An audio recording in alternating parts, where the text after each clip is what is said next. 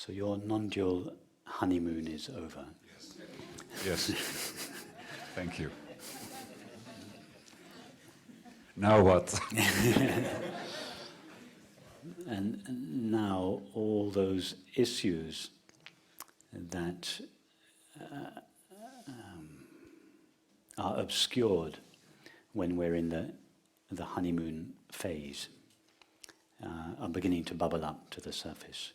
So there's a reason for this honeymoon phase. You know, when we first fall in love, we're given this sample of peace and love and happiness, and and as a result, we commit to the relationship. If we really knew what it was going to be like, if we weren't given that honeymoon sample, we wouldn't commit, and the human race would have died out long ago. So there is this honeymoon period that we're given when we first fall in love or become interested in the truth, and we're given very genuine samples of peace and happiness. And we expect it just to go on and on increasing, as you say, and it's a kind of rude surprise when instead of more and more peace and happiness, we suddenly find, as you say, these feelings that have been buried for years suddenly start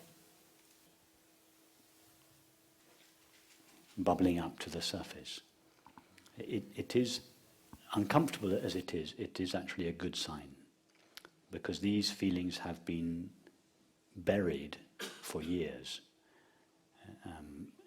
since early childhood, in most cases where they are initially laid down before we are able to process or rationalize our experience. They get laid down in the body, and they continue to dictate our behavior and relationships, in most cases for the rest of our lives.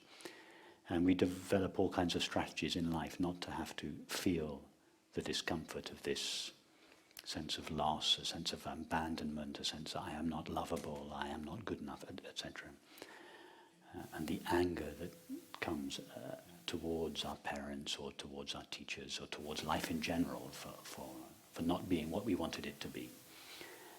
But these feelings are just simply too painful to bear and face, so we distract ourselves through the acquisition of objects, substances, activities, relationships. Then we discover meditation, and the objects that we direct our attention towards become more subtle, wonderful. We do the drugs thing, and that helps for a while, and then that wears off, so we start meditating, and we have some wonderful experiences. That seems to be the answer for a while. But sooner or later,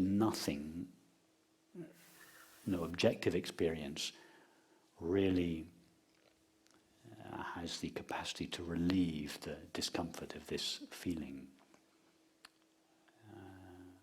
So we either sink into despair, or spontaneously, or through the help of a friend or a book, we realize this other possibility, the possibility of exploring the nature of the self around whom all these feelings revolve.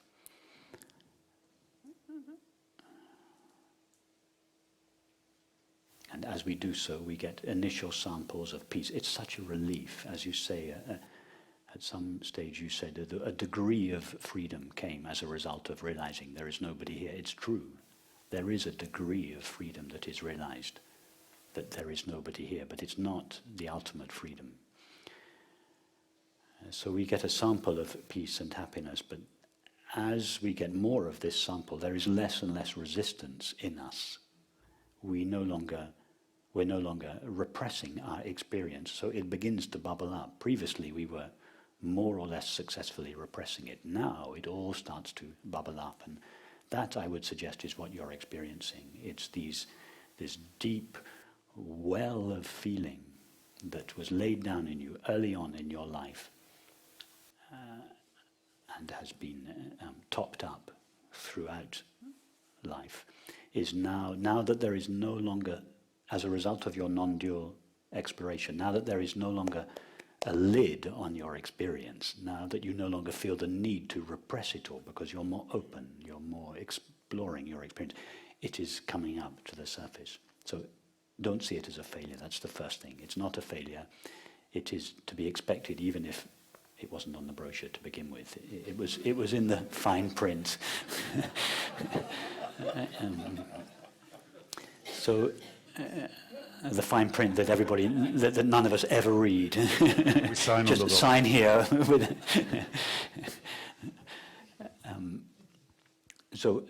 So now the next question, what to do, how to approach it. And what I would recommend is that going in the direction of the meditation we did this morning, because that is a much finer tool than the tool of reason. In a lot of our conversations, we use these very clinical lines of reasoning, which are a very good tool for dealing with many of the mind's objections. But it's not a very good tool for dealing with it's far too blunt an instrument for dealing with these deep-seated feelings which lie below the level of rational exploration.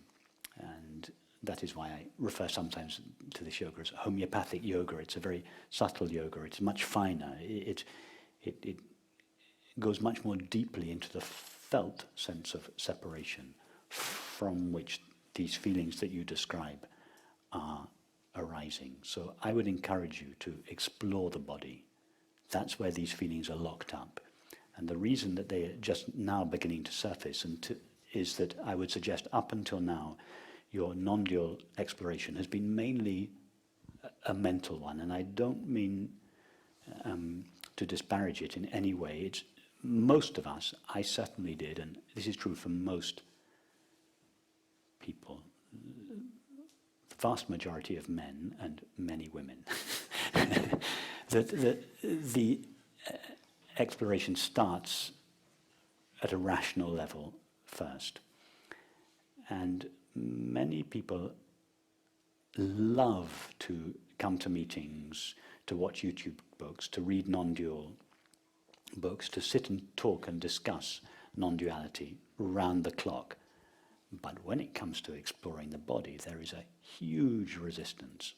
And that resistance is justified with all kinds of pseudo-non-dual reasoning, such as, there's nobody here, there's nothing to do, I don't need to do this, all my suffering is just arising in awareness, and it happens to nobody, etc. This is all just the ego resisting being exposed and being dissolved. So you are not engaging in that kind of avoidance, you're being very honest about these feelings. So I would explore you to go there. If you felt in any way moved by this morning's meditation, that's the place to go. Okay. Yeah. Go. Well, on the meditation, it's interesting because it started and it was really wonderful. It all made sense and I could follow you completely. And about halfway, it turned 180 degrees, and it became unbelievably. I almost walked out. Perfect. I almost walked out. That means that you were doing exactly the right thing. The meditation was working. It was very difficult towards the end. I Perfect. apologized to my neighbor because I was so fiddly and That's itchy. excellent. That's excellent. It means that the meditation was working Good. perfectly. It was doing exactly what it was supposed to do, which was to expose all these buried feelings that usually lie dormant below the neck, out of the reach of the rational mind. And the first thing this meditation does is to expose. Let me give you a metaphor, a visual metaphor for this, which many of you have heard before. An image that I borrowed from a teacher called Dafri John, who described a well, a deep well shaft, in which the creatures at the surface of the well are alive and moving, but all the rest of the creatures, the ones down at the bottom of the well, which are in darkness, are dormant, they are asleep. But once a day, at midday, when the sun comes above the well, its light shines all the way down the well, and for a brief period, the creatures at the bottom of the well are exposed to the light, and they wake up. What do? They start bubbling up towards the surface. The sun goes over, the creatures go back to sleep again and fall down. So what we're doing, an image for this morning's meditation would be, we bring the sun over the well of feelings and we leave it there. It doesn't pass over. So as you say, to begin with, it was fine, the creatures were still asleep, it was just our peaceful sensations appearing in space. And then, because the sun stayed at midday above the well, the creatures at the bottom of the well began to wake up, and that's when it gets uncomfortable. And that's when you notice, well, you said it beautifully, I want to get out of here. You notice the mind, which up until that moment was just peacefully resting in this blissful experience, we start daydreaming, we start fantasizing, we start anything but to stay present with this feeling. And in you, it expressed itself in a very visceral way. I just simply want to leave. I want to get out of here. I can't stand this. It's perfect. When I say it's perfect, I mean it's perfect because you're seeing so clearly and so honestly your resistance. And I emphasize this, that it's not a failure of the meditation. It is precisely what is supposed to happen at the beginning of this investigation. All these feelings which you have more or less successfully repressed in your life. Of course, you haven't really repressed them. They have been dictating your activities, spoiling your relationships behind the scenes all these years. Now, for the first time, they are being let up, bubbling up into the light of your awareness. So I would encourage you to, first of all, I give you this interpretation so that you don't feel that you're failing at the meditation. And secondly, I give it to encourage you to keep going. It will be uncomfortable for a while, and then there will be moments of relief. There will be odd little pockets when the honeymoon comes back again. You go away for a nice weekend somewhere, and it's all fine again. And you come back home, it gets a bit more intense again. So I would encourage you to keep going. And it takes some courage.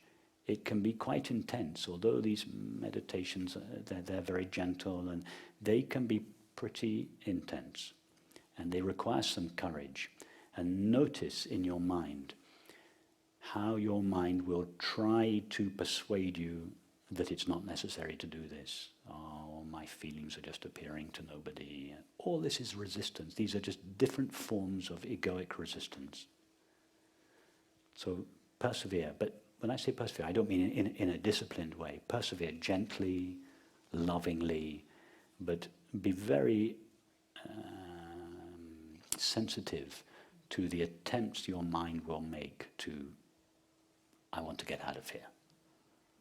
Because what you are longing for in life is the peace that lies underneath the bottom creatures, the peace that lies underneath this well of feelings.